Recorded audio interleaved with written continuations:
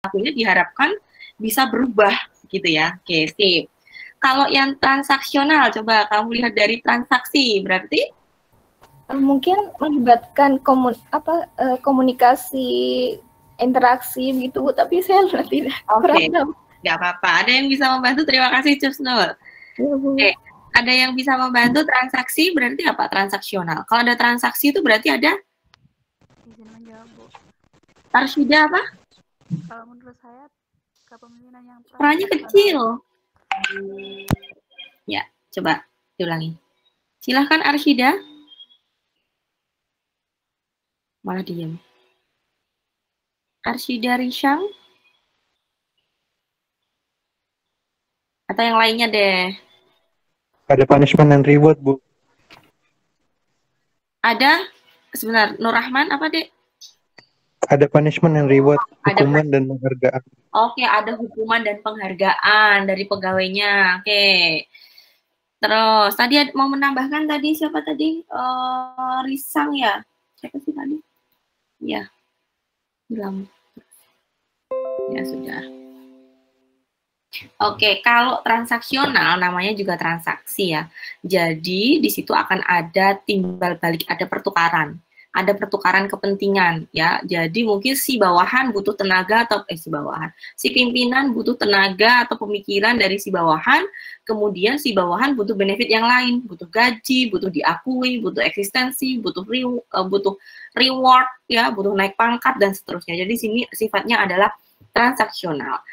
Ya, jadi ada pertukaran kepentingan antara pemimpin dan juga orang yang dipimpin, itu transaksional. Nah, awalnya Kementerian Keuangan itu leadership-nya itu awalnya diarahkan ke transaksional, jadi memberdayakan bawahan supaya organisasi ini juga memiliki benefit, keuntungan. Dan kita berubah ya, ada transformasi birokrasi, kita mengarah bahwa leadership-nya di sini, pemimpinnya di sini diarahkan ke transformasional. Oke. Di mana transformasional itu orang ini kalau transformasional gini, harapannya begini. Kalau jadi pemimpin itu tanpa yang mimpin itu ngomong kamu harus A, kamu harus B, orang-orang yang ada di bawahnya itu melihat, dia bisa terinspirasi, dia semangatnya bisa terpompakan karena si pemimpin yang transformasional ini dia sudah menginternalisasikan nilai-nilainya, karakternya itu sudah di-apply-kan ketika dia bekerja, sehingga orang oh ternyata pimpinan saya seperti ini, jadi saya harusnya seperti ini loh, atau saya bisa meniru dia loh. Jadi dia ini sudah bisa melakukan internalisasi nilai-nilai ya, termasuk menyebarkan ke orang-orang yang berada di bawahnya, yang harapannya adalah internalisasi dari value-value ini itu nanti akan diterapkan atau menjadi arah ketika mereka menyelesaikan pekerjaan. Nah, itu adalah transformasional leadership. Jadi di situ nanti ada interdependensi, ada saling ketergantungan gitu ya, jadi nggak ada silo antar pegawai satu dengan pegawai yang lainnya, bidang satu dengan bidang yang lainnya, tidak ada yang merasa salah satunya ini saling hebat. Jadi termasuk di sini juga dia akan memicu yang namanya sinergi. Mungkin waktu PK juga sudah pernah dipelajari gitu ya. Waktu PK. Kalau transaksional itu sebenarnya lebih ke independence ya, lebih ke independence. Pencapaiannya lebih ke individu. Jadi kalau saya sudah bisa mencapai ini, maka nanti saya akan mendapatkan ini. Kalau transformasional itu ada ketergantungan antara individu yang satu dengan individu yang lain. Jadi ada saling melengkapi. Oke, kemudian yang paling penting adalah dia bisa tadi on value-nya, nilai-nilai yang ada dalam diri pemimpin tadi itu bisa terpancar, jadi bisa di-share ke bawahan-bawahannya. Itu transformational leadership. Kemudian di transformational leadership itu karena kurikulumnya sama, harusnya yang ajar juga sama dong. Ada saya ingatnya segi 1, 2, 3, 4, 5, 6, segi 5 ya. Ada segi 5 ciri-ciri dari leader practice yang menerapkan transformational leadership. Yang pertama adalah model the way gitu ya kalau nggak salah. Ada model the way. Jadi seorang pemimpin yang baik itu seharusnya dia mempunyai gambaran yang jelas terkait dengan bisnis value-nya, nilai-nilai bisnisnya, termasuk proses bisnisnya seperti apa, stakeholder yang dilayaninya bagaimana, ya bisnis value dan belief-nya. Jadi dia akan men-share itu semua, ya, membagikan itu semua kepada orang-orang di bawah. Supaya apa? Supaya organisasi itu atau orang-orang yang terlibat dalam organisasi itu yang akan mencapai goalnya itu, mereka memiliki arah yang sama, memiliki belief yang sama, memiliki value yang sama ketika akan melakukan pekerjaan. Maka kayak nilai-nilai Kementerian Keuangan itu sudah disampaikan kepada mahasiswa PKN STAN pada saat dinamika. Pertama kali Anda masuk itu Anda udah di brainwash, Anda udah dimasuki dengan nilai-nilai Kementerian Keuangan in prospect. Itu tadi. Kemudian yang kedua, seorang pemimpin itu adalah menginspirasi, bisa menginspirasi orang lain. Nah, saya belum bisa sampai ke tahap yang seperti itu. Ya, inspire, share vision kalau versi lengkapnya. Jadi di sini seorang pemimpin yang baik, dia bisa memiliki visi. Kedepannya ini organisasi mau dibawa ke arah mana sih? Gitu. Itu. Kemudian dia bisa men-challenge orang-orang yang ada di bawahnya. Dia bisa menciptakan peluang-peluang supaya bawahan-bawahannya ini kadang itu ada orang yang sangat butuh dengan tantangan gitu ya. Men-challenge orang-orang yang ada di bawahnya, kemudian membuka apa ya, karena ada continuous improvement juga di nilai-nilai Kementerian Keuangan, yaitu di kesempurnaan. Kesempurnaan itu kan melakukan perbaikan yang terus-menerus. Bagaimana cara melakukan perbaikan yang terus-menerus itu? Kalau di nilai-nilai Kementerian Keuangan itu indikator perilakunya adalah dengan menyelesaikan pekerjaan, dengan inovasi, dan atau melalui kreativitas. Nah, kemungkinan-kemungkinan yang baru ini bisa saja terjadi karena perubahan lingkungan, karena perubahan struktur, karena perubahan kondisi macam-macam, banyak aspeknya. Jadi mungkin bisa saja sistem itu akan berubah, bisa saja caranya itu akan berubah, gitu ya. Termasuk mungkin pajak yang sekarang self assessment, jangan-jangan kalau misalkan sekarang kan platform digital ya udah mulai aktif ya, misalkan UMKM sekarang udah jualannya udah pakai pembayarannya udah pakai Dana atau pakai kayak Shopify itu ada Shopify, kemudian ada apa lagi sih? Ya, yang kayak gitu itu ada pakai link aja dan seterusnya. Mungkin bisa saja besok ketika kita beli barang itu sudah langsung dipotong sama pajak. Itu endowment effect-nya itu kan lebih berasa, lebih ini ya. Mereka nggak berasa kalau kita tarik langsung dipotong langsung pada saat dia bayar itu udah ada potongannya langsung, pasti nggak akan terasa daripada ketika dia harus membayar pajak sendiri itu kan kerasa, aduh uang saya keluarkan buat bayar pajak. Nah, endowment effect-nya ada. Ya, jadi behavior ekonomik. Kemudian ke apa lagi? 1, 2, 3, 4 itu adalah seorang pemimpin itu dia bisa enable other to act, bisa mempengaruhi orang lain atau bisa mendorong orang lain untuk melakukan sesuatu, ya. Terutama dalam hal ini itu adalah nanti ada sinergi. Sinergi itu berarti harus saling percaya. Kalau internal itu ketika menjalankan suatu pekerjaan, maka harus menekankan prinsip saling percaya antar individu dengan individu yang lain, antar unit satu dengan unit yang lain. Bukan ada silo, bayangan, atau terkotak-kotak. Bahwasanya unitku itu lebih oke, lebih baik, lebih penting bila dibandingkan dengan unit yang lainnya. Oke, enable others to act. Kemudian yang paling penting yang lainnya lagi adalah seorang pemimpinnya itu mampu menyentuh hati bawahannya, penting gitu ya, dengan memberikan reward misalkan, dengan memberikan apresiasi atas kinerjanya misalkan ya, ketika pegawainya sudah mencapai sasaran kerjanya dengan baik, maka akan diberikan reward. Reward itu nggak harus berupa harta, uang dan seterusnya, jabatan seterusnya. Cukup dengan memberi, kerjaan kamu ini ya bagus sekali. Mungkin bawahan itu akan merasa senang karena dia diperhatikan, ya seperti itu. Oke, itu jadi penting encourage the herd, penting mengaitkan dari pekerjaan itu dengan memberikan reward atau memberikan punishment, ya. Harapannya itu bisa memberikan motivasi. Oke, nah sekarang kita lanjutkan di sini. Nah, kemarin selain belajar tentang leadership, jadi ini prasyaratnya adalah mata kuliah PK. Apa tuh PK? Pengembangan kepribadian. Oke, kemarin juga Anda sudah belajar tentang etika dan etiket. Masih ada yang ingat apa perbedaan antara etika dan etiket? Yo. Itu etiket dah ada tuh di situ. Di PPT. Etika dan etiket itu apa sih? Etika berlaku umum, Bu.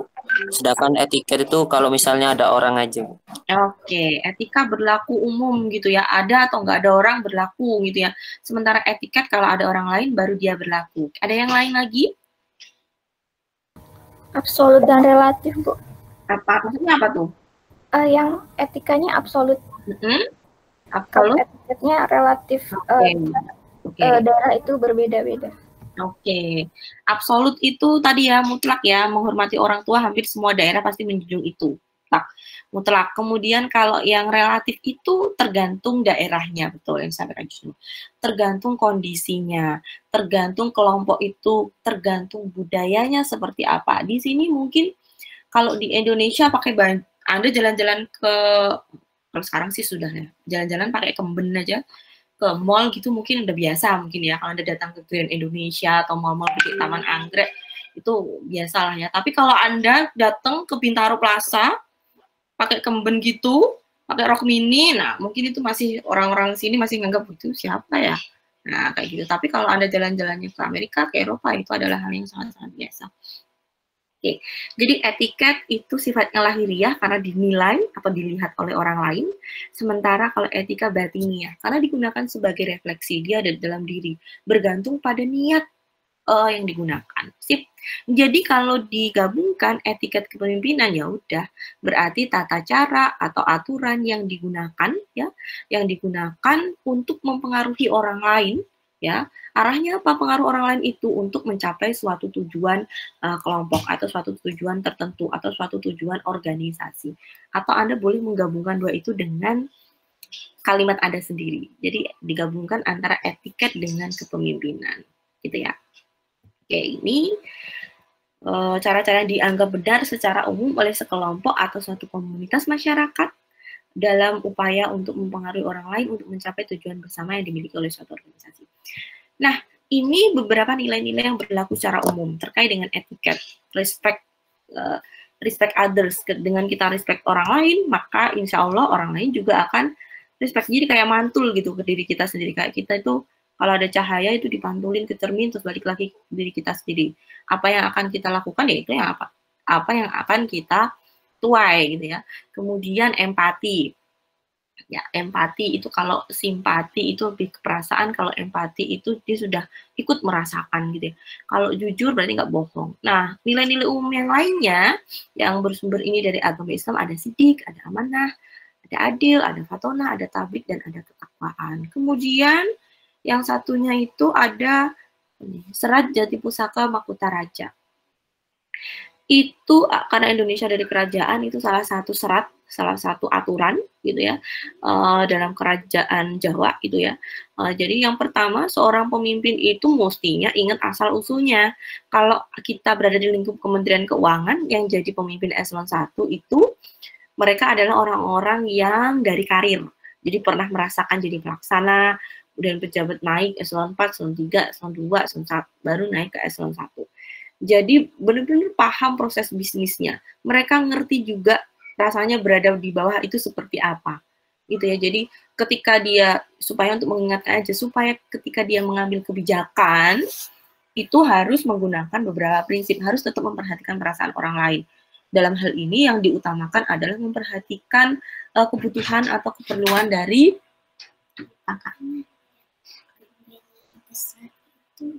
di mana? Sebentar, maaf ya. Sebentar, di mana Kak?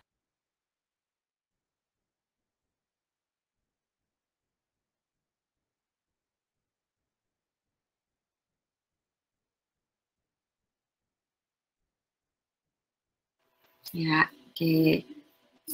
Kakak, tolong ditutup pintunya, Kak. Ya udah nanti sama Ibu. Nanti sama Ibu jam 1:30 ya. Nanti ya, oke? Iya. Ditutup dulu pintunya, Kak. Terima kasih. Ya. Oke. Nah, kalau cuma berdua sendirian ya gitu.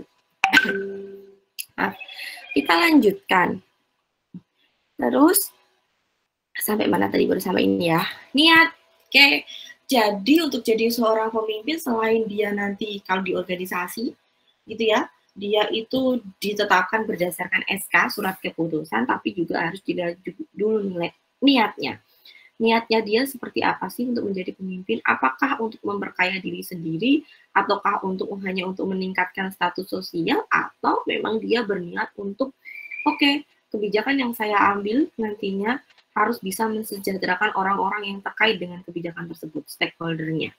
Nah, itu bergantung kepada niat dari pimpinan. Jadi, seorang pemimpin itu sudah diberikan kekuasaan, sudah diberikan kewenangan. Kekuasaan itu mestinya bisa, mindset-nya bisa berubah menjadi suatu amanah, gitu ya. Nah, merupakan suatu amanah, jadi kita benar-benar harus menjalankan dengan penuh rasa tanggung jawab. Kemudian ketika diberikan kewenangan, maka harusnya kewenangan itu diubah menjadi peranan. Ketika saya memiliki wewenang A, gitu ya, harusnya saya bisa memiliki peran A. Jadi berdampak kepada stakeholder atau orang-orang yang terlibat dalam pengambilan keputusan tersebut. Jadi mengubah wewenang menjadi peranan. Kemudian tentunya pengambilan keputusannya itu mesti etis, keputusan yang etis, keputusan yang dilandasi dengan pemikiran kritis, keputusan yang dilandasi dengan kode etik, hukum, norma, aturan, dan yang lain-lainnya. Itu adalah keputusan yang etis dan termasuk perilakunya dalam dia bertingkah laku dalam bekerja ya sehari-hari.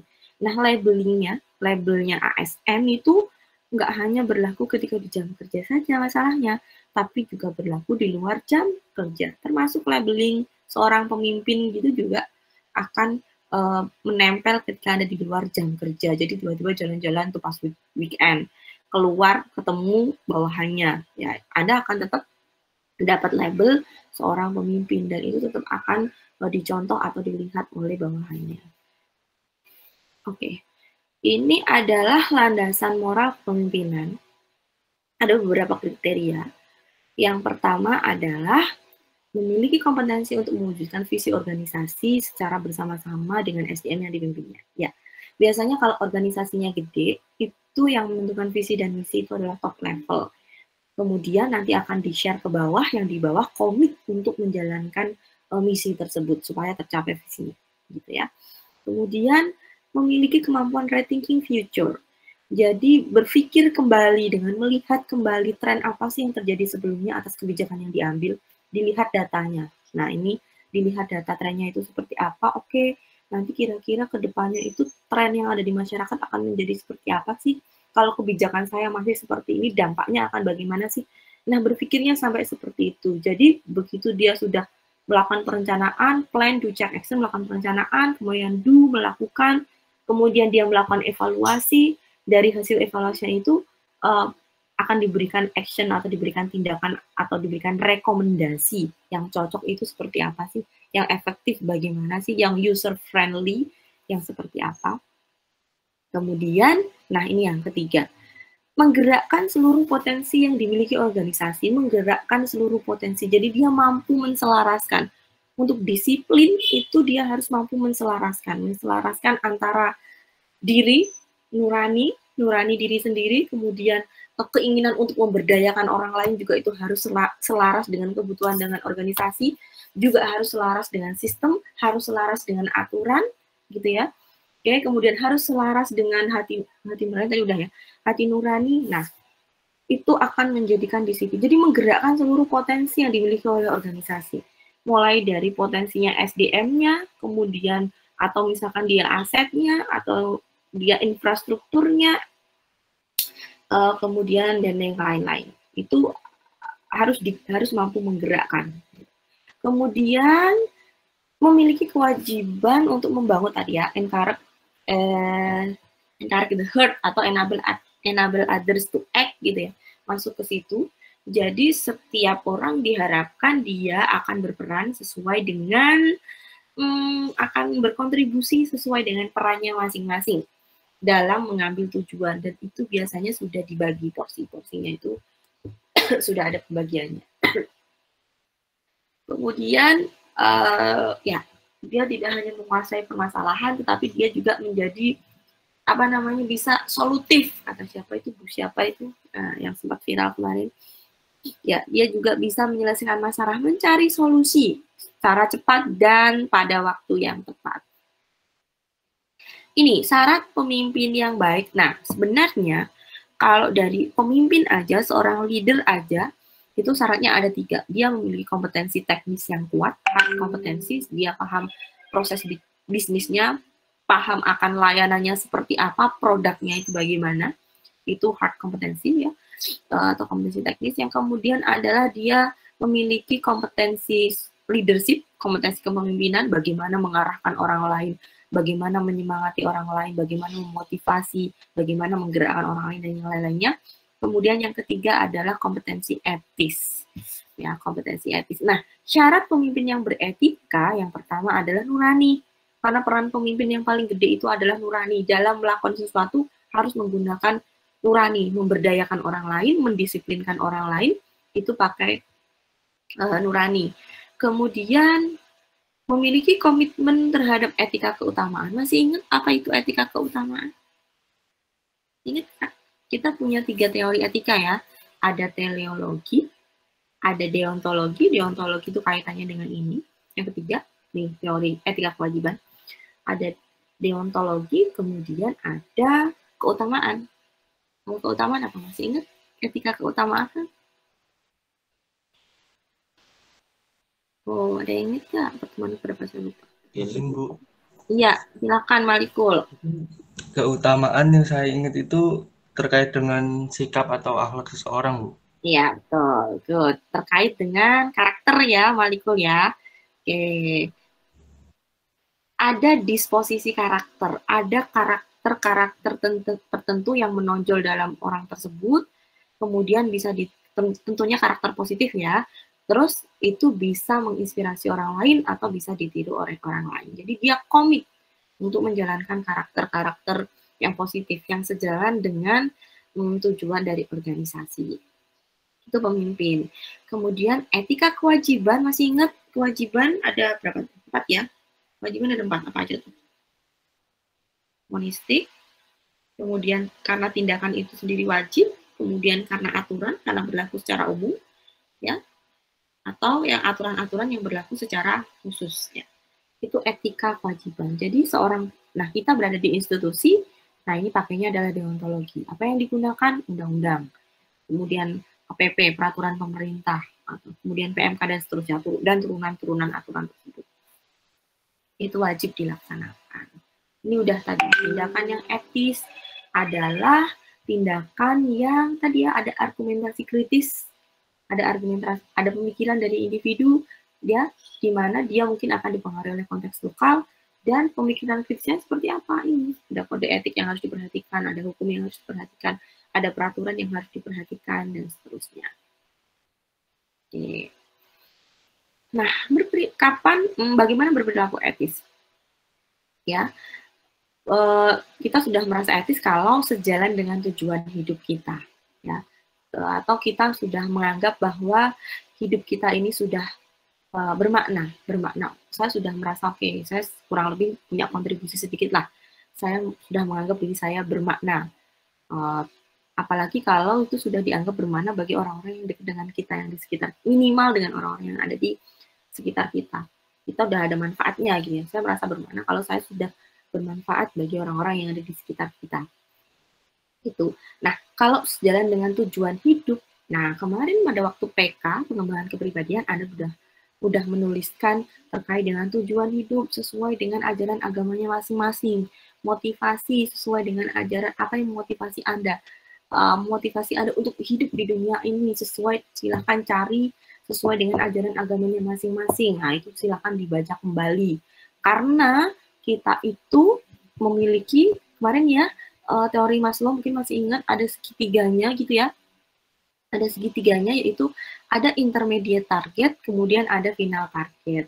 Intermediate itu tujuannya hanya sementara. Jadi yang disampaikan oleh Maslow, kebutuhan akan fisiologis gitu ya, papan sandang pangan, kemudian naik ke level berikutnya, kalau sudah terpenuhi naik ke rasa aman, kalau rasa aman sudah terpenuhi naik saya butuh disayangi, kemudian eksistensi diri, kalau udah itu naik lagi masalah penghargaan untuk diri, dihargai oleh orang lain, kemudian baru naik lagi. Oke, kalau sudah tercapai masuk ke aktualisasi diri paling tinggi. Tapi sebenarnya masih ada target lagi yang sebenarnya, yaitu target untuk mendapatkan berkah dari ilahi atau mendapatkan cinta dari ilahi. Nah, itu. Jadi target-target intermediate itu penting untuk mencapai target yang akhir gitu ya. Pasti silakan Anda baca sendiri sudah sejalan atau tidak apa yang Anda lakukan ini dengan tujuan hidup yang diyakini ya sesuai dengan ajaran dari masing-masing agama Anda. Nah, sesuai atau tidak. Kalau Muslim itu jadi apa? Khalifah ya. Jadi khalifah kalau kita datang di bumi itu memang untuk diuji.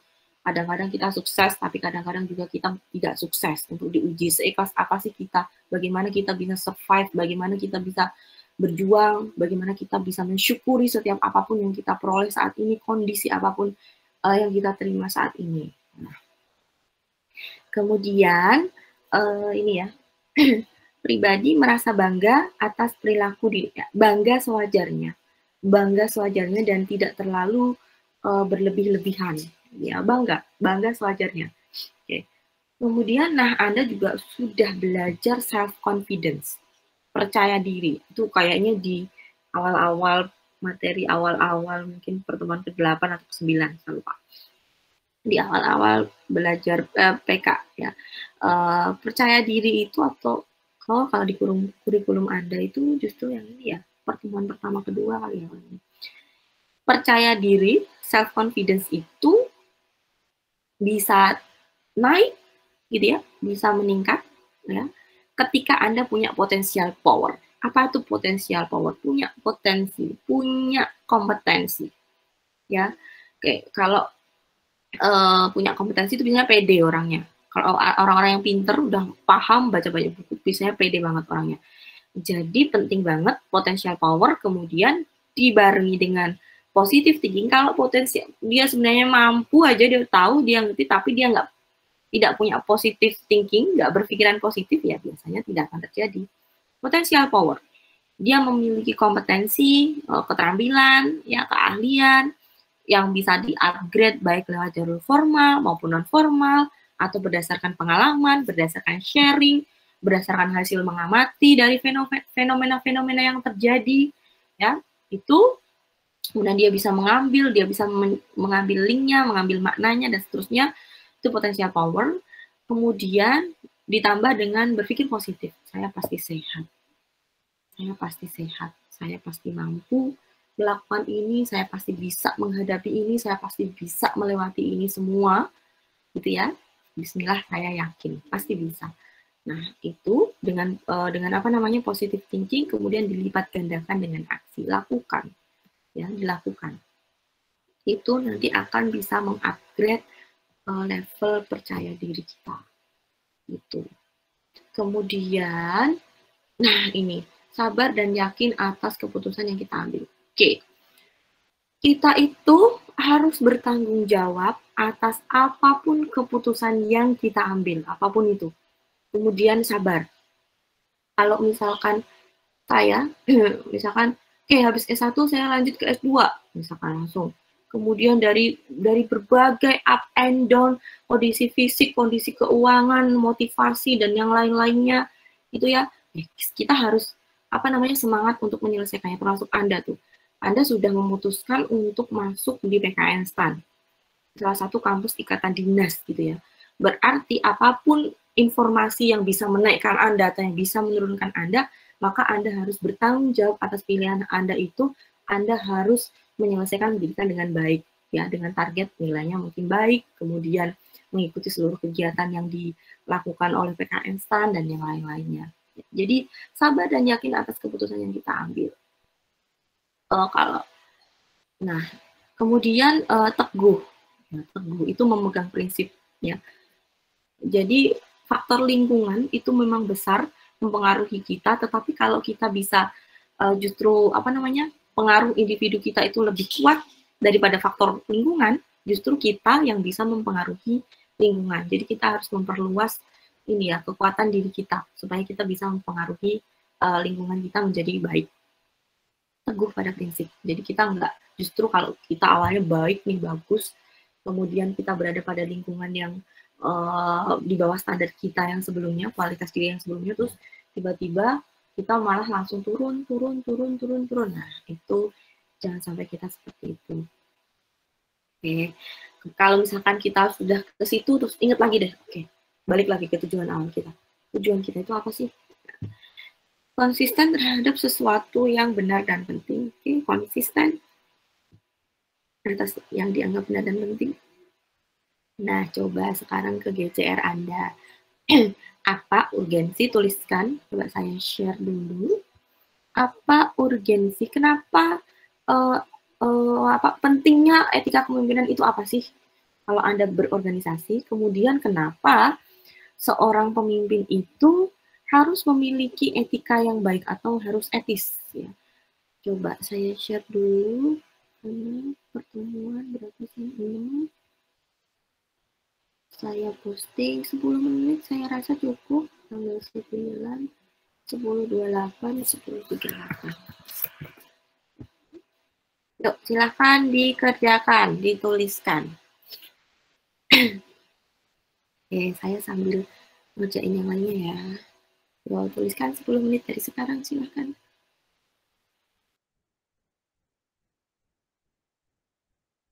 Nih, ada ethical communication, kemudian ada ethical quality, kemudian ada ethical collaboration, succession, nah itu beberapa komponen etika. Seperti yang bisa Anda lihat pada layar. Yang pertama adalah ethical communication. Jadi, dalam berkomunikasi, ya, dalam suatu organisasi terutama, gitu ya, kita harus menggunakan, seorang pemimpin yang baik itu harus menggunakan prinsip bahwa atau menetapkan prinsip kejujuran termasuk untuk dirinya sendiri ataupun untuk orang-orang yang berada di bawahnya. Jadi standar kejujuran itu digunakan sebagai standar utama dalam melakukan komunikasi. Ya. Menyampaikan segalanya sesuai dengan fakta atau kondisi yang ada. Kemudian ethical quality. Ethical quality itu berarti seorang pemimpin itu dia paham benar atas kualitas produk, ya, termasuk kualitas produk, termasuk kualitas layanannya. Karena hal tersebut itu yang akan menyebabkan apa ya, menentukan organisasi itu akan dinilai seperti apa sih di mata masyarakat terkait dengan produknya dan terkait dengan kualitasnya, akan menentukan tingkat kompetisi dari sebuah kelompok atau sebuah organisasi. Kemudian ada ethical collaboration. Ethical collaboration berarti seorang pemimpin itu juga dia bisa berkolaborasi dengan pihak-pihak lain. Jadi dia hanya akan mengendalikan, ya, dia mampu mengendalikan. Kemudian kolaborasi ini bisa dilakukan dengan cara supaya untuk meminimalisir tadi otoriter itu tadi, ya, yang disampaikan oleh teman Anda, supaya nggak otoriter banget, maka dia juga harus mau mendengarkan, mau menerima masukan. Bahkan Bu Sri Mulyani aja dia punya penasehat, jadi dia punya penasehat, kemudian dia punya staf ahli yang nanti data-datanya disuplai, beberapa data disuplai dari staf ahli yang dia miliki, ya, seperti itu. Itu fungsi dari kolaborasi. Kemudian succession planning, seorang pemimpin yang baik maka dia harus menyediakan wadah atau dia harus melakukan step-step untuk memberikan regenerasi untuk pertumbuhan organisasi di masa yang akan datang.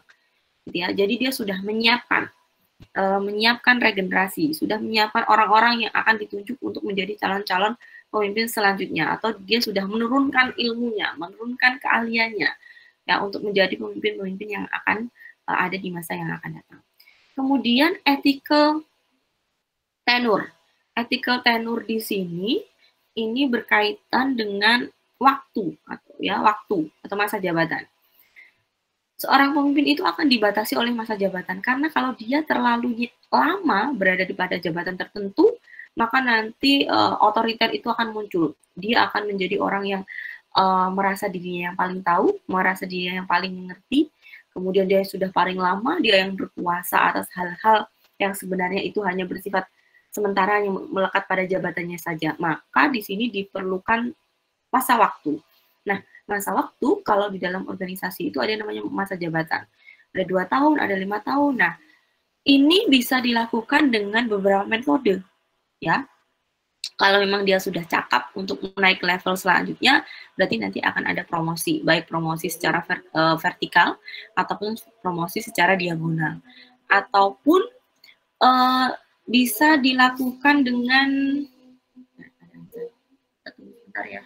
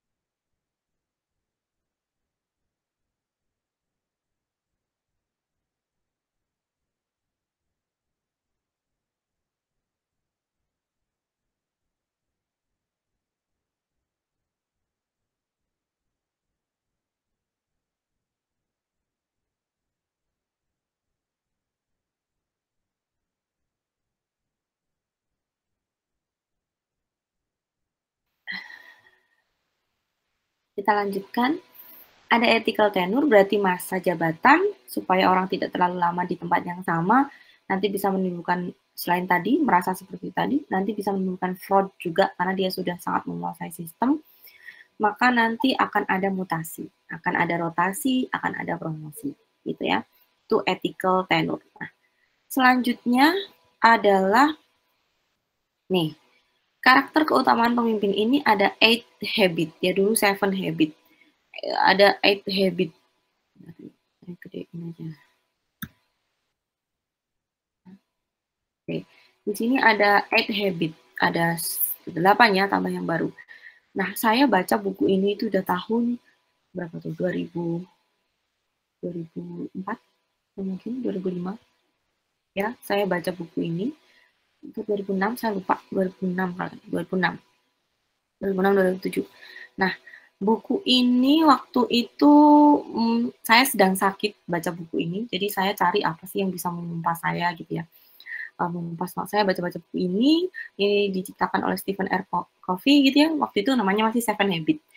Kemudian berapa 10 tahun kemudian, ya 6 tahun atau 7 tahun kemudian saya masuk di Kementerian Keuangan, gitu ya.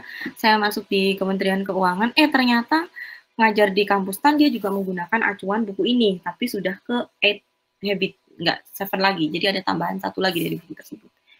Nah, dari sini, ini ya, dulu waktu saya sakit itu, pokoknya sakitnya lumayan lah ya.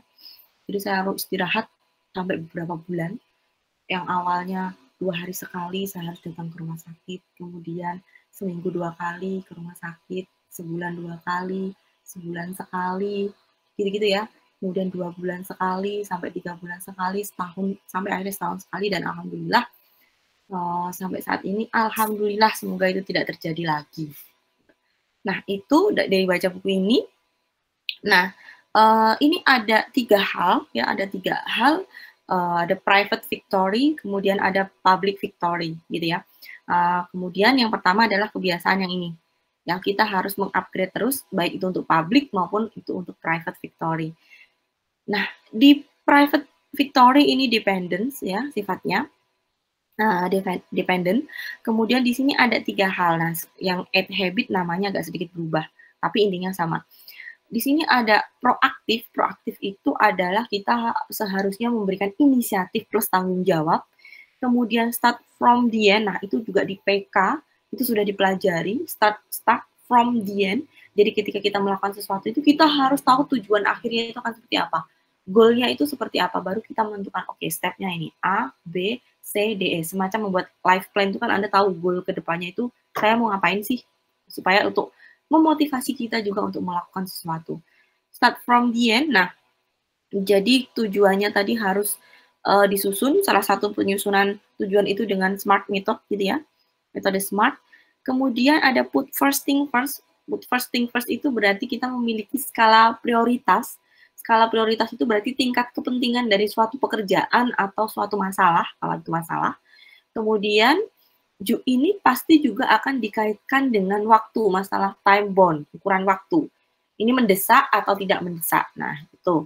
Put first thing first, kemudian ini. Nah, kalau kita sudah bisa menerapkan ini semua, maka kita bisa mengarah kepada kejayaan individu. Kemudian, selain individu, kita juga harus mengasah ini, segitiga yang di atas di sini adalah untuk public victory, yaitu untuk kejayaan ketika kita berada di ketika kita bergaul dengan orang lain, ketika kita berada dalam suatu lingkungan. Nah, di sini, atau ini ya. Nah, kebiasaan pertama membuat dan memenuhi janji untuk diri sendiri. Yang kedua adalah terkait dengan keterlibatan dari orang lain. Yang pertama adalah sama dengan efektif komunikasi, dengan menggunakan komunikasi yang efektif, gitu ya. Kemudian yang kedua dengan komunikasi yang efektif termasuk jujur, ya.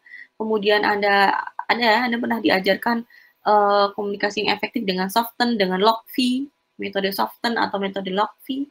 Soften, apa tuh soften? Smile, O-nya, open arms, soften, F-nya, forward lean, ya, kemudian T-nya touch, kemudian E-nya eye contact, kemudian N-nya adalah note, sampai terjadi mirroring. Nah, itu mungkin Anda pelajari di materi yang lainnya. Itu effective communication, salah satunya aja. Kemudian think win-win solution, mungkin lebih sering Anda kenal itu. Think win-win itu adalah ketika kita mempunyai masalah, mari kita pikirkan bareng-bareng, kita diskusi bareng-bareng, kita sepakati bareng-bareng, dan harus menguntungkan bareng-bareng, menguntungkan dari kedua belah pihak atau dari pihak-pihak yang terlibat. Kemudian sinergi. Sinergi itu lebih ke kerjasama. Baru ketika kita sudah mencapai ini semua, ini 7 ya, 1, 2, 3, 4, 5, 6, 7, 7. Add-nya nanti ada di sini. Oke. Kemudian baru kita akan seperti gergaji, yang akan kita pertajam ini semua. Kemampuan-kemampuan baik kemampuan individu ataupun kemampuan di depan publik, itu akan kita pertajam semua. Bahkan Anda sudah memiliki raport di PK, ya, Anda sudah punya raport, kalau kondisi saya yang sebenarnya itu seperti apa, ya. Kondisi kalau saya berada di depan publik itu bagaimana, Anda sudah tahu, ada hasil asesmennya. Kalau ada di depan publik itu bagaimana, kemudian kalau Anda dalam keadaan tertekan, itu apakah Anda bisa menjadi pribadi yang berbeda, atau tetap Anda yang seperti Anda sebenarnya. Nah, yang baik itu, yang konsisten itu, kalau organisasi mau ngambil berdasarkan hasil DISC Anda, itu yang diambil adalah ketika dia dalam keadaan sebenarnya, kemudian di depan publik, kemudian dalam keadaan tertekan, harusnya grafiknya itu sama, ya, sama. Atau kalau bisa cenderung grafiknya lebih baik kalau kita berada di dalam tekanan, karena biasanya pekerjaan itu menimbulkan tekanan, menimbulkan stres bagi beberapa orang, ya, termasuk mungkin saya. Nah, itu kalau bisa itu akan terlihat dari grafik itu, akan terlihat bagaimana kemampuan seseorang untuk melakukan manajemen stres. Ya, itu akan terlihat dari raport yang pernah Anda terima pada saat kuliah di materi tersebut. Nah, coba kita bahas, ya, kita bahas lebih detail. Nah, terkait dengan 8 habit-nya, ya, terkait dengan 8 habit-nya. Nah, kebiasaan, si Aristoteles itu pernah mengatakan bahwa kebiasaan itu sebenarnya adalah apa yang kita kerjakan berulang-ulang. Bahkan dia menyatakan bahwa prestasi atau achievement atau keunggulan yang kita dapatkan hari ini itu bukanlah suatu hasil dari perbuatan, tetapi itu merupakan dampak dari suatu kebiasaan. Jadi kita sudah melakukan sesuatu hal yang berulang-ulang, terus mengarah kepada kebiasaan, sehingga ketika kita mengalami suatu permasalahan itu, maka kita akan memanggil dari hal-hal, dari beberapa hal yang sudah kita simpan di dalam di bawah alam sadar kita. Itu versinya si Aristoteles. Oke, jadi apa itu kebiasaan? Nah, kebiasaan ini adalah hal-hal yang sering dilakukan oleh manusia, ya, yang sering dilakukan secara berulang-ulang terus-menerus sehingga menjadi bagian dari diri kita. Nah, kebiasaan-kebiasaan ini kalau sama gitu ya, konsisten, itu akan dinilai oleh orang lain itu sebagai karakter kita. Ini karakter orang ini seperti ini karena dia biasa melakukan hal yang seperti ini. Ya, ada good habit, ada bad habit. Yang diarahkan sekarang adalah yang harapannya adalah yang good habit. Nah, habit ini didasari beberapa hal, yaitu pertama adalah lingkungan, termasuk di sini pengetahuan, gitu ya. Pengetahuan yang dimiliki, kemudian skill, kemampuan atau keterampilan dia untuk menyelesaikan suatu masalah, misalkan. Kemudian termasuk ini, seberapa besar sih keinginan dia untuk melakukan hal tersebut? Motivasi dia itu apa? Nah, ini motivasi, desire. Oke, di sini. Keinginan atau motivasi untuk melakukannya itu seperti apa? Itu. Nah, yang pertama kali adalah tadi, seperti yang ada di sini, yang pertama kali adalah proaktif. Proaktif, lawan dari proaktif itu adalah reaktif. Kalau reaktif itu ada suatu kejadian terjadi dulu baru kita bereaksi, itu reaktif. Jadi terjadi dulu baru kita, oke, saya harus melakukan itu, disuruh dulu baru Anda mau melakukan, itu reaktif. Tetapi kalau proaktif tanpa disuruh pun Anda sudah oke, saya punya planning A, planning B, planning C, saya akan melakukan A, saya akan melakukan B. Jadi orang yang proaktif itu dia sudah bisa menentukan arahnya itu seperti apa. Ya, nanti akan begini, nanti akan begitu. Bahkan dia bisa menyampaikan ide, bisa mengajukan usulan kepada orang-orang yang terlibat dengan dia. Itu proaktif. Jadi proaktif berbeda dengan reaktif atau berlawanan dengan reaktif. Nih. Nah, bahkan proaktif itu juga masuk di dalam indikator atau perilaku utama di nilai-nilai Kementerian Keuangan, yaitu untuk pelayanan. Nah, tadi saya sampaikan. Untuk pelayanan di sini nanti akan proaktifnya ditunjukkan seperti apa? Seperti cepat tanggap. Jadi kita mesti jemput bola terlebih dahulu, gitu ya. Kalau misalkan kita sudah menyelesaikan pekerjaan kita, IKU udah selesai, udah tinggal santai-santai. Ketika kita melihat ada pihak lain sepertinya membutuhkan bantuan kita, ya udah kita tawarkan dulu. Kita berikan pilihan A, kita berikan pilihan B dan seterusnya. Itu proaktif, aja di bagian pelayanan. Kemudian ini ada hukum Newton 3, F aksi sama dengan negasi dari F reaksi. Ya, jadi lawan dari reaksi itu adalah aksi. Itu. Nah, ini udah saya sampaikan tadi ya. Reaktif itu bereaksi terhadap situasi atau masalah yang telah terjadi, itu reaktif. Jadi terjadi dulu baru dia melakukan sesuatu. Kalau proaktif, nah proaktif itu biasanya ada stimulus, kayak dia bisa membaca situasi. Dia bisa dia peka terhadap lingkungan, itu orang yang proaktif. Baru dia akan menentukan, oke, kalau kondisinya seperti ini nanti A, B, C, D. Dia sudah punya pilihan-pilihan yang akan disasar. Itu adalah orang-orang yang proaktif. Ya, orang ini jadi dia kurang bertanggung jawab, yang di sini lebih bertanggung jawab. Biasanya orang-orang yang reaktif itu dicirikan dengan kata-kata andai saja, seandainya saja, jika saja saya melakukan ini ya dulu. Nah, ada penyesalan di situ ya. Kemudian, saya tidak bisa melakukan ini. ya udah saya ya seperti ini, ya nggak akan bisa berubah. Nah, misalkan seperti itu termasuk orang-orang yang reaktif. Kemudian kalau orang yang proaktif, oke, ini alternatifnya apa ya? Saya akan memilih apa ya? Kemudian saya akan melakukan apa ya? Respon yang akan saya pilih apa ya? Dengan melihat stimulus ya yang diberikan kepada dia, dengan peka terhadap lingkungan. Itu orang yang reaktif, proaktif. Ini tadi sudah. Nah, tadi yang proaktif itu punya inisiatif dan tanggung jawab. Kemudian dia dengan cara melihat stimulus yang ada, ya peka terhadap lingkungannya. Kemudian baru dia akan menentukan responnya seperti apa. Dia udah punya pilihan-pilihan untuk responnya itu seperti apa. Ini udah ya, ini ciri-ciri kata-katanya. Tadi reaktif itu tidak ada yang bisa saya lakukan, itulah saya dan seterusnya. Ini reaktif. Kemudian nah ini tadi sudah saya singgung sih sebenarnya ini. Nah, kita itu berada di lingkaran pengaruh diri kita sendiri karena motivasi yang kita miliki, ya, karena saya ingin menjadi A dan seterusnya. Kalau ini adalah lingkaran kepedulian di mana kita tidak bisa mengendalikan. Ini pengaruhnya adalah lingkungan, ya. Jadi ada orang lain yang mengendalikan ini, gitu. Itu ketika ada ranah orang lain atau ada ranah dari lingkungan yang susah banget kita kontrol, gitu ya. Jadi hal ini adalah langkah yang kita lakukan itu adalah kita harus bisa fokus, gitu ya.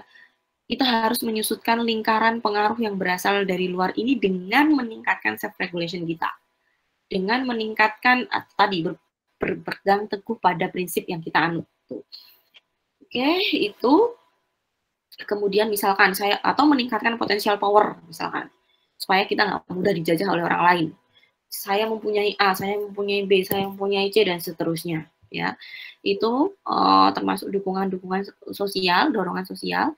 Kemudian kalau yang pengaruh yang berwarna merah itu berasal dari diri kita sendiri. Jadi kontrol sepenuhnya itu dari diri kita sendiri. Kalau kita bisa memperluas pengaruh ini, kita bisa punya potensial power yang sangat-sangat tinggi, kita berpikir positif. Justru kalau kita perluas, justru bisa saja kita bisa mempengaruhi lingkungan yang berada di luar kita. Ya, kalau kita bisa memperluas yang di tengah ini, maka kita bisa mempengaruhi orang-orang yang ada di sekitar kita. Nah, ini bisa ketika kita memperkuat ini, maka kita akan memperkuat karakter kita. Saya akan menjadi A, saya akan menjadi B, dan seterusnya. Sehingga orang-orang itu akan melihat kita atau terpengaruh dengan apa yang kita lakukan. Oke, terus begin with the end in mind, atau tadi start from the end, sama aja lah ya ini ya. Start from the end ini. Nah, ini tadi sudah disinggung juga, ya. Memulai segala sesuatu dengan mengingat tujuan akhir. Ingatlah tujuan akhir. Termasuk tujuan final, ataupun Anda kalau mau intermediate target juga silahkan. Ya, jadi ada tujuan-tujuannya, tujuan di dunia dan tujuan di akhirat. Silahkan dilihat kembali tujuan hidup kita itu mau ngapain aja sih. Buka kembali life plan Anda. Ya, oke itu. Nah mungkin ada life plan yang kemarin ada susun yang perlu diperbaharui kembali karena bagaimana ya kalau saya mengalami masa krisis? Apa yang akan saya lakukan? Pengelolaan apa yang saya lakukan? Nah, mungkin itu bisa ditambahkan kembali. Oke. Nah, ini termasuk kemarin dia diminta untuk menulis kekuatan, kelemahan, tantangan, visi misi Anda seperti apa, targetnya jangka pendek, jangka menengah, jangka panjangnya akan bagaimana. Kemudian nilai-nilai apa yang harus ditingkatkan, nah yang harus di stop. Kalau kelas saya kemarin gitu kayaknya. Saya lupa tuh siapa di LDA ya. Mungkin LDA masih ingat. Saya aja lupa gitu ya. Kalau nggak salah, nggak tahu di kelas yang mana nih. Saya pernah menyampaikan silahkan nilai-nilai mana yang harus Anda stop karena misalkan tidak sesuai dengan habitnya PKN STAN, gitu ya. Atau nilai-nilai mana yang sudah ada, sudah sama nih dengan nilai pribadi Anda, tapi masih Anda perlu ditingkatkan, ya, perlu dilanjutkan. Nah, seperti itu. Ini contohnya, ya. Contohnya tadi dari kemarin malam saya tahu hari ini saya sendirian dan saya tahu hari ini ada jadwal SFH untuk anak saya yang mesti butuh pendampingan saya padahal saya ada di jadwal kelas, ada jadwal kelas. Anak saya ada Zoom juga dengan gurunya yang dia nggak bisa ngoperatorin Zoom itu sendiri, karena biasanya gurunya nanti minta tolong di-off-kan videonya, tolong di ini, tolong di itu. Nah, dia butuh pendampingan saya. Jadi saya harus merencanakan dengan baik. Karena nggak ada yang bantu di rumah, saya sendirian. Jadi kayak pagi-pagi harus ngapain, bangun jam berapa. Pokoknya anak saya sudah harus ready setengah 7, sudah selesai makan, sudah selesai mandi. Kalau mau main silahkan, saya sudah mempersiapkan peralatan saya untuk mengajar, karena kalau saya mengajar jam setengah 8, biasanya saya jam 7 sudah stay, jam 7 lebih 5 atau lebih 10 saya sudah harus stay di depan laptop saya. Saya akan baca chat WA hari ini ada jadwal rapat atau tidak. Nah, jadwal rapat yang insidental biasanya pagi-pagi tuh. Udah ada di WA group, kayak ini ada rapat dan seterusnya. Nah, itu sudah harus dipersiapkan. Kemudian, nah kalau ingin lulus tugas belajar itu dapat beasiswa ya, maka harus belajar lebih giat, membangun fokus, dan seterusnya. Kurangi bermain gadget, mengikuti tentir, ya. Oke, Mbak ingin menjadi pribadi yang lebih religius. Nah, ini pada saat yang sekarang ini, harusnya setiap orang itu sudah mengarah ke sisi religiusitasnya, mestinya di tengah pandemi ini meningkat, ya, mestinya. Ya, kualitas ibadahnya jadi lebih baik harusnya, karena kita waktu untuk di jalan di Jakarta ini ya, kalau kita kerja di Jakarta dan sekitarnya, itu adalah tingkat stres itu lebih banyak di jalan karena macet dan seterusnya, itu berdampak kepada emosi kita. Hal-hal itu sekarang jauh berkurang ya, kecuali kalau misalkan orang-orang yang dengan terpaksa memang harus bekerjanya harus keluar dari rumah. Nah, itu masih ada tuh.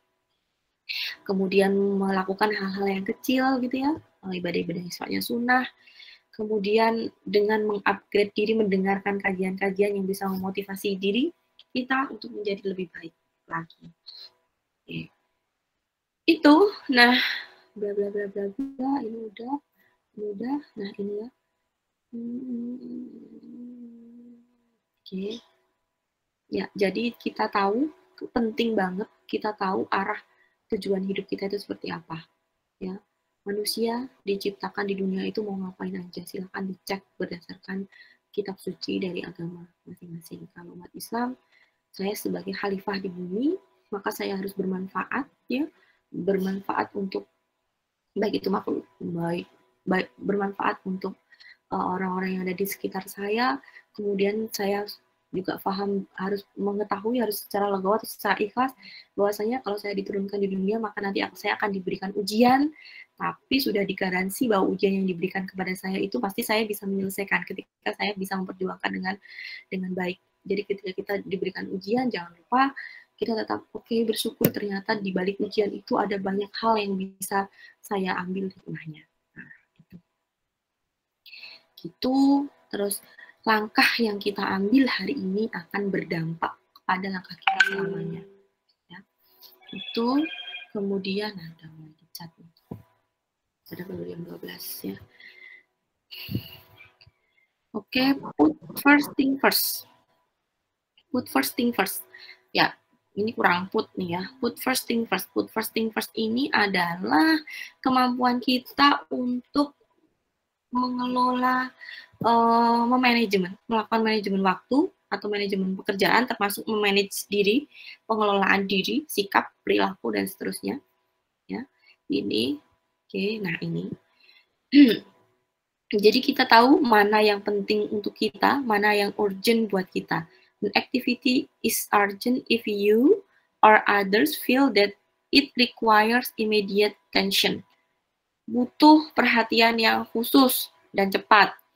Kalau yang penting itu jika itu berharga, valuable, dan jika it's contribute, dan jika itu memberikan kontribusi kepada your mission value, pada value kita, kepada siapa diri kita, atau kepada tujuan utama kita.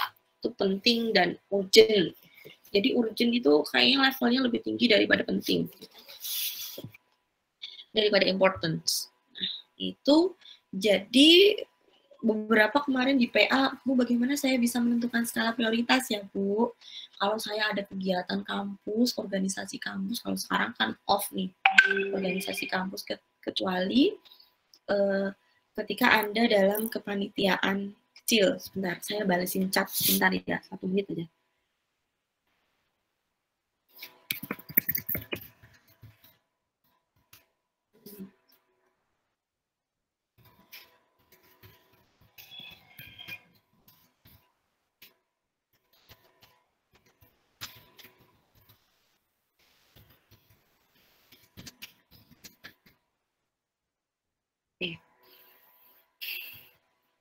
Coba kita lanjutkan. Nah, ini konsep yang disampaikan oleh si Stephen R. Covey. Ada yang penting, ada yang tidak, ada urusan yang penting, yang tidak penting, yang mendesak dan tidak mendesak. Nah, ini ada unsur tingkat kepentingan, dan mendesak dan tidak mendesak ini ada unsur waktu di sini. Mana yang lebih cepat, mana yang lebih lama. Nah, Anda bisa lihat yang diutamakan atau yang harus dilakukan terlebih dahulu, yang diprioritaskan terlebih dahulu adalah ketika hal itu dianggap penting dan mendesak waktunya. Misalkan, ini contohnya, orang yang sakit keras, kemudian orang yang berhutang dan sudah jatuh tempo, itu penting dan mendesak, harus segera dicari solusinya seperti apa. Orang yang sudah habis masa studi, tapi terancam DO, kemudian deadline tugas atau pekerjaan. Itu. Nah, ini tidak dapat dihindari, urusan penting dan genting, tidak dapat ditinggalkan, tidak ada waktu lagi untuk mengerjakannya, harus segera ditangani. Itu pada kuadran 1. Pada kuadran 2, dia penting tapi waktunya masih cukup panjang, tidak mendesak. Ya, ini sarannya adalah memfokuskan waktu dan energi ke kuadran 2 dengan mengurangi alokasi waktu di kuadran yang lainnya. Itu sarannya. Oke. Kemudian untuk kuadran 3, urusan yang mendesak tapi nggak penting-penting banget. Nih, ya contohnya ini. Ada dering telepon, kemudian tamu-tamu yang tidak diundang, kemudian urusan-urusan penting, dan seterusnya. Nah, itu ada di kuadran 3. Kalau kuadran 4, dia tidak penting, gitu ya. Dia tidak penting dan juga tidak mendesak. Ya udah. Melamun, daydreaming, walaupun kalau Anda belajar teori kreativitas, melamun itu penting, gitu ya. Daydreaming, melamun, kontemplasi diri, ya, evaluasi, muhasabah diri, sendirian, ngomong sama diri sendiri, kadang-kadang begitu ya. Kemudian ngobrol nggak ada fokusnya, dan seterusnya, bicara tentang kelemahan orang lain, itu abaikan, tidak perlu dilakukan. Oke. Ini, nah, jadi menolak sebanyak-banyaknya urusan nih di kuadran 3 dan kuadran 4 kalau hal-halnya tidak penting. Jadi telepon cuma ngobrolin yang nggak penting, ya udah, kalau bisa di-reject dengan baik. Ya, oke.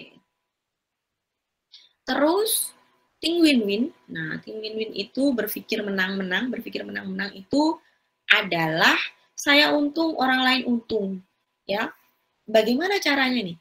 Pola pikir yang memperhatikan semua pihak. Artinya, kita mendiskusikan dengan orang lain. Syaratnya adalah kita harus jujur. Ketika kita berdiskusi dengan orang lain, kita menyampaikan apa adanya, sesuai dengan kondisi yang kita alami saat ini. Gitu ya. Tanpa membohongi partner kita, orang-orang yang terkait dengan kita. Jangan kita berbohong sedikit, mengkeep informasi, ya, untuk supaya kita mendapatkan benefit yang lebih bila dibandingkan dengan orang yang lainnya. Itu kuncinya. Kemudian menghargai orang lain, masuk respect kepada orang lain, gitu ya. Kemudian perlu berani menyampaikan. Kalau misalkan, aduh kok kayaknya ini nanti akan berdampak kepada saya ya, berdampak seperti ini, ya sampaikan aja. Ya, jadi butuh keberanian.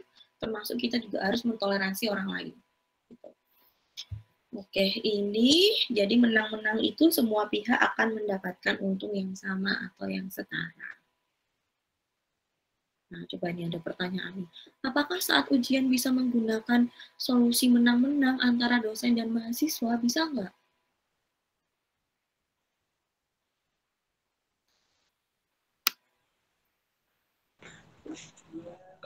Izin Bu, Ya. mungkin menurut saya nggak bisa Bu, karena itu menyalahi aturan. Oke, nggak bisa discuss ya. Oke, karena bisa menyalahi aturan. Ya, nggak ada ya saat ujian. Oke, tidak ada solusi. Oke. Kemudian, nah ini sifat yang dibutuhkan. Integritas tadi ya, terbuka dengan orang lain, termasuk kita menyampaikan kondisi kita. ya, menyampaikan secara jujur apa yang kita rasakan, apa yang kalau kita diskusi ya, apa yang kita rasakan, walaupun kejujuran kita itu nanti misalkan bisa menyakiti hati orang lain, tapi sampaikan dengan cara-cara yang baik, gitu ya, atau kejujuran kita itu tidak disukai oleh orang lain. Nah, maka butuh di sini keberanian, terus kita juga harus bisa mentoleransi orang lain. Tadi kita harus bisa melihat suatu masalah.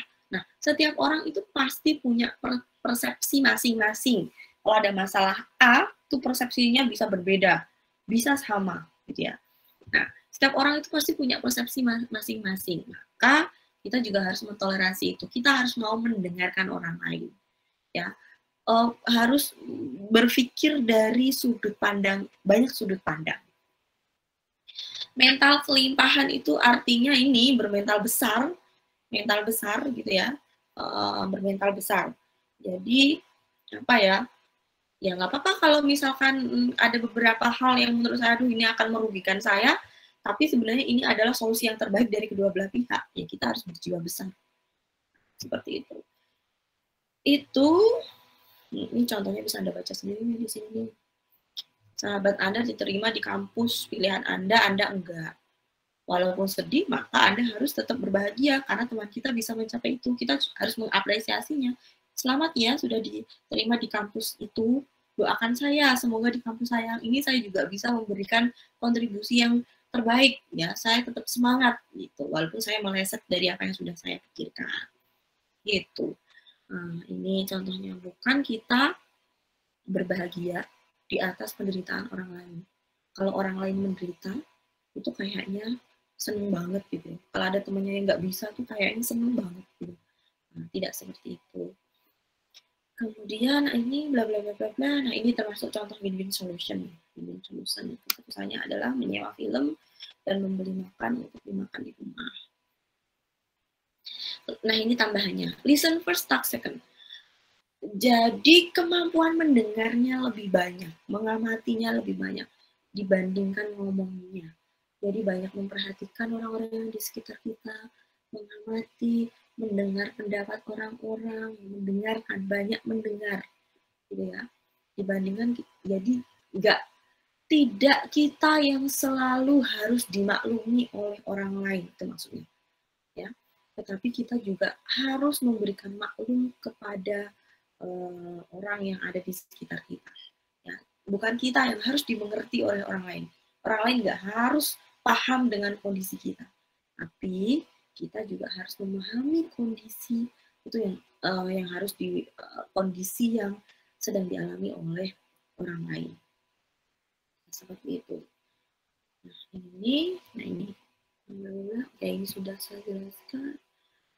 Jika kita memahami orang lain, maka mereka akan merasa ditegaskan atau eksis, ya, dihargai atau ada, bahwa orang itu ada, ya, dihargai, atau keberadaannya itu dianggap, gitu ya.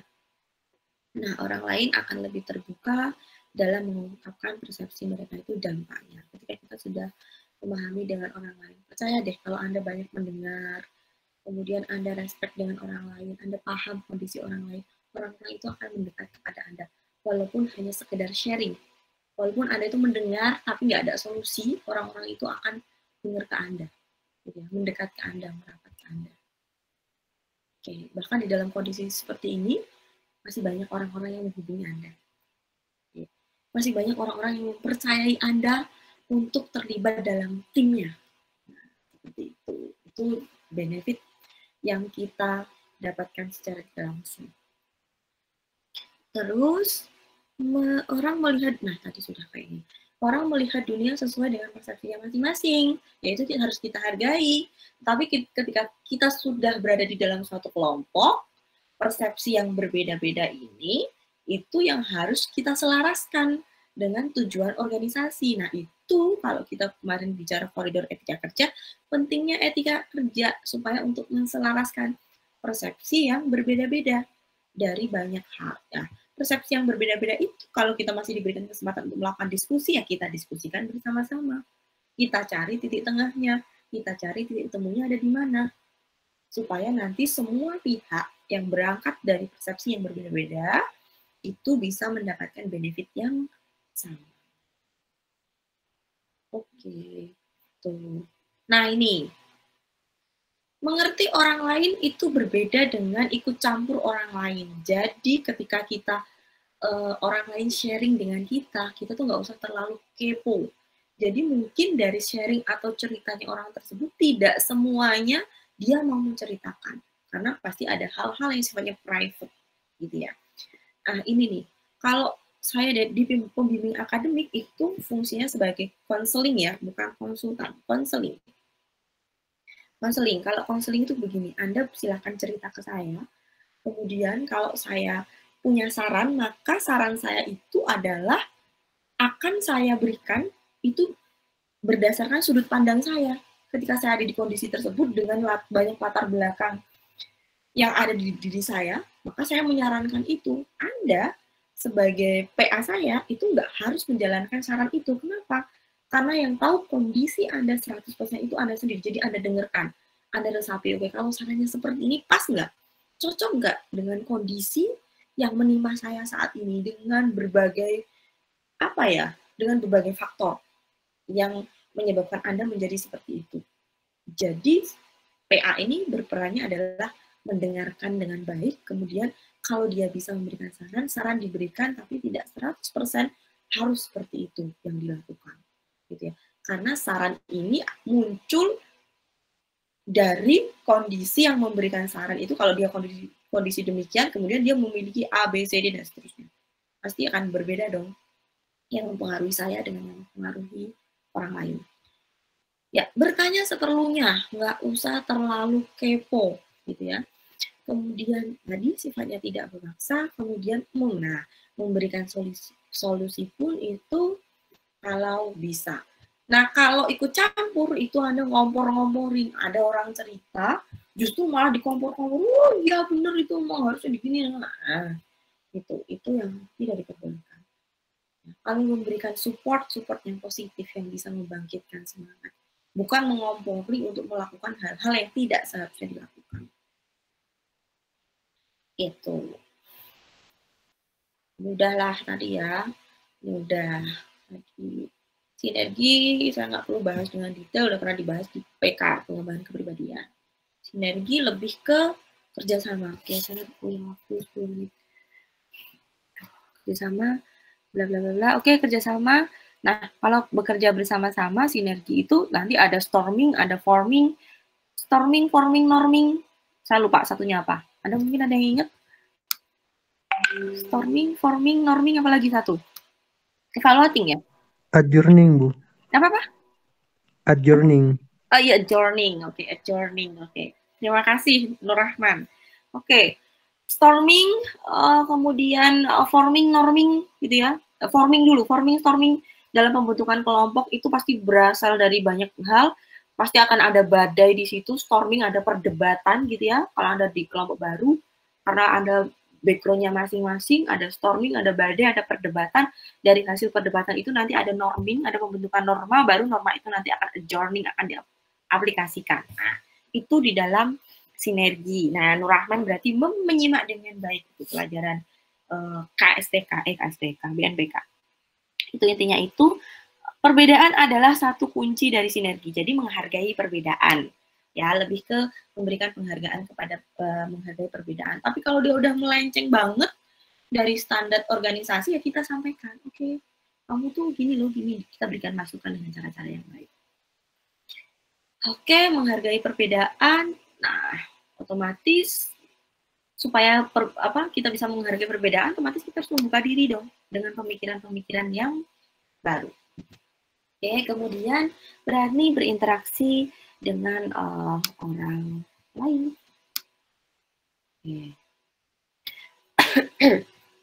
Terus, nah ini sudah mengarah ke yang terakhir, berarti mengasah terus seluruh 8 elemen tadi, mulai dari win-win, think win-win, kemudian apalagi tadi itu sinergi, kemudian put first, proaktif, kemudian start from the end, kemudian effective communication, atau tadi dengan effective communication itu diganti dengan listen tadi ya, listen first and talk second itu tadi ya, yaitu effective communication-nya itu ada di situ. Kemudian sharpen the saw, dari namanya aja berarti kita harus mempertajam masing-masing dari komponen tersebut, gitu ya. Dengan memperbaharui diri sendiri, menjaga kondisi fisik, menjaga kondisi sosial, hubungan sosial, kemudian menjaga kondisi emosional, kemudian menjaga kesehatan mental. Itu penting karena kesehatan mental itu berdampak pada kesehatan fisik. Kesehatan mental itu berdampak pada pengambilan kebijakan atau pengambilan keputusan. Apalagi di tengah situasi yang seperti saat ini, gitu ya. Kesehatan mental kita harus benar-benar kita jaga. Kalau saya Muslim, bagaimana cara menjaganya? Udah mensyukuri segala sesuatu yang kita yang ada yang kita hadapi saat ini, yang kita terima saat ini. Kemudian rohaniyah. Rohaniyah itu bicara masalah religiusitas ya. Ini diisi, ini termasuk mental. Mental itu memperbaikinya dari sisi religiusitas, rohani. Yang perlu diisi adalah rohaninya. Itu mental. Termasuk emosional itu juga yang diisi adalah rohaninya. Oke, ini ya. Oke, organisasi yang perlu menjalankan adalah visi, tadi arah yang jelas. Pembaharuan kita sudah mulai dari reformasi ke transformasi, continuous improvement sudah kita lakukan dengan, kalau di Kementerian Keuangan, the value kesempurnaan. Kemudian ini, kewaspadaan terhadap kelelahan atau kemerosotan moral. Itu penting dilakukan dengan memberikan self-regulation yang tinggi, paham dengan memahami aturan-aturan yang ada ketika kita bekerja, ya, memposisikan organisasi di jalan pertumbuhan yang baru. Organisasi harusnya digerakkan dengan mempertimbangkan banyak hal, terutamanya ya, pertumbuhan baru itu termasuk kebutuhan dari stakeholder, ya, kondisi yang ada di lapangan, kemudian lingkungan yang berubah, kondisi sosial, politik, ekonomi, dan seterusnya. Itu. Kemudian find your voice and inspire others. Nah, ketika kita sudah menentukan pilihan kita harus bertanggung jawab untuk melakukannya. Kemudian kalau bisa kita menginspirasi orang lain. Tadi udah saya sampaikan nih 4 peran pemimpin. Sebenarnya di sini ada nih. Ini nanti baca sendiri ya. Ada agresif, pasif, asertif. Tambahan aja ini soften tadi. Nah ini. Pertama kali itu adalah nurani. Nah ini sampai sih dengan etika. Etika itu yang penting adalah niatnya. Yang penting adalah nurani. Menggunakan hati nurani. Ketika menjalankan visinya, ketika mendorong orang-orang yang ada di sekitarnya, ketika menselaraskan antara visi, kemampuan untuk mendorong orang-orang di sekitarnya, termasuk aturan-aturan yang berlaku, menselaraskan. Itu semuanya menggunakan nurani, ya. Dia kalau sudah demikian, maka dia nanti bisa menjadi panutan oleh orang-orang yang ada di sekitarnya. Nah, ini sinopsis gitu ya. Panutan, penyelaras, perintis. Penyelaras itu menyelaraskan sistem, aturan, dan seterusnya. Panutan bisa menjadi contoh. Perintis itu menentukan arah. Pemberdaya itu memberdayakan orang-orang yang ada di sekitarnya. Anda bisa baca detailnya ada di sini. Ya, intinya tadi. Oke. Kemudian menyelaraskan ini ya. Apa yang perlu diselaraskan? Ketika sudah selaras, disiplin tadi ya. Ketika sudah selaras, insya Allah sistem akan berjalan dengan baik. Itu akan mengarah, ketika sistem berjalan dengan baik, itu pasti akan mengarah kepada trust atau penilaian atau citra, atau di sini istilahnya adalah kewibawaan dari organisasi. Kalau citranya baik, maka tingkat kepercayaan dari stakeholder-nya juga akan tinggi. Kalau tingkat kepercayaannya tinggi, maka orang-orang akan secara sukarela mendatangi organisasi kita, ya, tanpa kita melakukan sosialisasi pun. Ketika mereka sudah trust kepada kita, sudah percaya, sudah mengerti benar apa sih manfaat pajak, apa sih yang bisa saya rasakan dari pajak, gitu ya. Kemudian sistemnya sudah baik, oke, orang pajak bisa dipercaya loh dalam mengelola uang pajak. Kemudian pemerintah bisa dipercaya dalam penggunaan uang pajak, maka masyarakat akan dengan tertib melakukan pembayaran pajak. Ini bagaimana caranya? Ini sebenarnya sudah disinggung kemarin waktu etika kerja. kita punya kondisi lingkungan yang berbeda-beda yang akan berpengaruh kepada batin, fisik, ya, lahiriah kita, kemudian sampai pikir kita, kemudian itu akan mendorong keyakinan atau kepercayaan kita, kepercayaan atau keyakinan kita itu akan mendorong cara cara kita dalam bertingkah laku, tingkah laku atau tindakan yang kita lakukan secara berulang-ulang akan mengarah kepada kebiasaan. Kebiasaan ini ketika kita pada kondisi yang sama, kemudian kita lakukan hal yang sama, maka orang lain akan menilai kita konsisten dan itu akan disebut sebagai karakter dari diri. Nah, selesai. Oke, satu lagi, masih ada 2 menit. Nah ini, kode etik di lingkungan Kementerian Keuangan itu PMK 29, kemudian diubah PMK 71, diubah lagi PMK 2012. Kemudian di situ isinya adalah kode etik yang digunakan sebagai pedoman, yang digunakan sebagai tingkah laku dan perbuatan PNS dalam melaksanakan tugas pokoknya, dalam melaksanakan proses bisnisnya, ya, serta pergaulan sehari-hari tiap unit eselon 1. Kemudian ada majelis kode etik. Majelis kode etik itu adalah majelis yang dibentuk ketika ada permasalahan kode etik. Jadi di sini bentuknya adalah non-struktural. Biasanya keanggotaannya itu ganjil. Kenapa? Ketika tidak diambil keputusan secara mufakat, maka kalau voting itu nanti hasilnya bisa ganjil. Gitu. Kemudian, nah sekurang-kurangnya memuat tujuan, kewajiban, dan larangan. Nah tujuan itu sekurang-kurangnya berisi tentang ini. Ya, tujuannya untuk ini. Meningkatkan disiplin, menjamin, nah bisa Anda baca sendiri ini tujuannya. Kemudian, nah larangannya itu minimal isinya ini. Kepatuhan terhadap SOP atau tata laksana.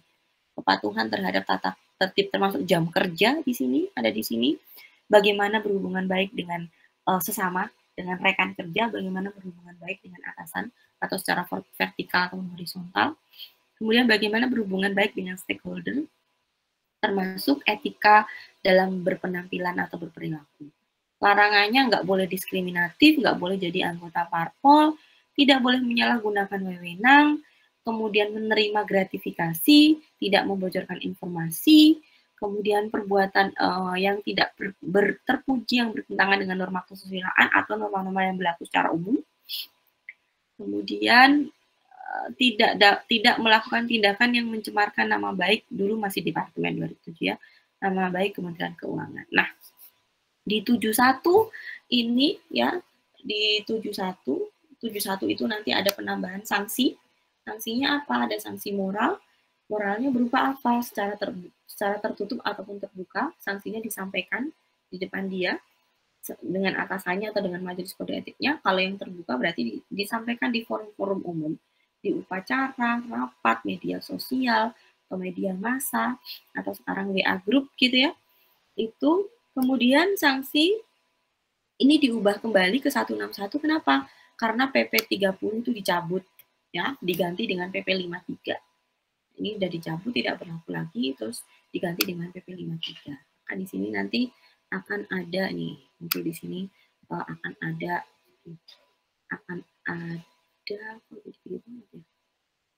kan ada PP 53 di sini. Kemudian ditambah lagi di 2012 ini sudah masuk Korps PNS, Korps Pegawai Negeri Sipil. Jadi menambahkan etika bernegara, berorganisasi, bermasyarakat terhadap diri sendiri dan terhadap sesama PNS. Anda bisa baca sendiri nih. Kenapa di sini hanya disampaikan kode etik DJP? Sebenarnya kami berharap Anda tuh karena belajarnya di jurusan pajak, maka penempatannya nanti akan ada di DJP. Jadi yang disampaikan hanya untuk kode etik DJP. Mudah-mudahan penempatannya sesuai dengan harapan ya. Oke. Amin, amin. Nah, itu ini, jadi Anda silakan bisa dibaca kalau DJP itu seperti ini. Nah, ini adalah yang ada di kode PMK 29 yang berlaku secara umum. Itu 1, kemudian 2. Nah, 3 sampai dengan 8. 3 sampai dengan 8 itu adalah yang berkaitan dengan proses bisnis yang ada di pajak. Anda bisa baca sendiri ya. 3 sampai 8 berkaitan dengan proses bisnis. Demikian pula dengan larangan. 1, 2 itu ada di PP 53 ada di tujuan yang di PMK 29 ada, 1, 2, 3. Kemudian 4 Itu begitu 5 sampai dengan 8 itu sudah masuk ke proses bisnisnya DJP. Ya, terkait dengan proses bisnisnya DJP. Anda baca sendiri, sanksinya tadi udah. Nilai-nilai Kementerian Keuangan, saya rasa Anda sudah belajar, tolong dibaca sendiri. Tahun minggu depan coba saya ini lagi ya. Oke, boleh saya selesaikan perkuliahan sampai 12.33? Boleh, Bu. Ya, ambil hak Anda 30 menit, ya. Harusnya Anda belajar sampai jam 1, tapi karena ada ini, jadi Anda saya akhiri sampai jam 12.33. Oke, silahkan, saya punya tugas, maunya dikumpulkan kapan? Terserah deh, karena saya sudah melanggar hak Anda, maunya dikumpulkan kapan? Tugasnya adalah Anda mencari salah satu tokoh publik, tuliskan Anda pilih. Si A, dia tokoh publik, kemudian dia ini menurut Anda, pilih satu yang menurut Anda memiliki etika yang baik, dan pilih satu yang menurut Anda memiliki etika yang kurang baik. Anda pilih, kemudian Anda tuliskan alasannya apa. Nggak usah banyak-banyak, ya. Alasannya nggak usah banyak-banyak. Silakan Anda tuliskan, sudah saya assign. Mau dikumpulkan kapan? Yuk, ayo cepet yuk. Hari ini, jam 12 malam, maksimal. Sanggup?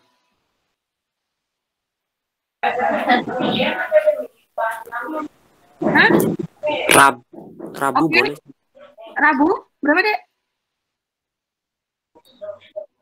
Rabu. Rabu boleh, Bu. Boleh. Oke, Rabu ya. 11 November. Waduh, 11 itu banyak belanja online tuh. Hati-hati, jangan terjebak belanja online yang nggak bermanfaat. 11 November 2020 pukul 23.59 saya assign, ya. Oke, silahkan dicek GCR-nya. Materi sudah saya share di GCR. Saya tutup. Sekian dari saya. Mohon maaf jika ada salah kata. Mohon maaf tidak bisa mengakhiri perkuliahan tepat waktu. Selamat siang. Insya Allah kita ketemu. Kok minggu depan ketemu hari kapan? Hari Kamis ya? Hari Kamis. Ya, hari Kamis dalam keadaan yang sehat walafiat. Selamat siang. Wassalamualaikum warahmatullahi wabarakatuh. Waalaikumsalam warahmatullahi wabarakatuh. Terima kasih, Bu. Jimlik. Oke, saya akhiri.